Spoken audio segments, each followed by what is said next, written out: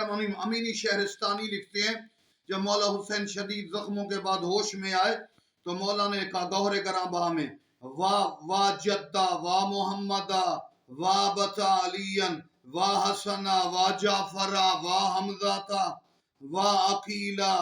پھر مولا حسین نے کہا اقتل مظلوما جدی محمد المصطفیٰ اذبحو عطشانا ابی علی المرتضی اترکم محتوکا و امی فاطمۃ الزہرا. میں قتل ہوا، میرا نانا مصطفیٰ ہے، مجھے ذبح کیا گیا. عطشانا میرا بابا علی المرتضی ہے، میری ہتک کی گئی، میری عزت کو ہتک کی گئی، میری ماں فاطمۃ الزہرا ہے. امام حسین علیہ السلام نے غش کی کیفیت میں یہ جملہ کہا. مولا حسین تڑپتے بھی رہے، لاشوں کے بعد بے دردی سے قتل ہوئے. جب آفتاب جہان ماتاب زمان امام زمانہ آئیں گے، مولا حسین کا انتقام لے کے دشمنوں کو ختم کریں گے، حسین کے دل کو ٹھنڈک دیں گے. والسلام علیکم.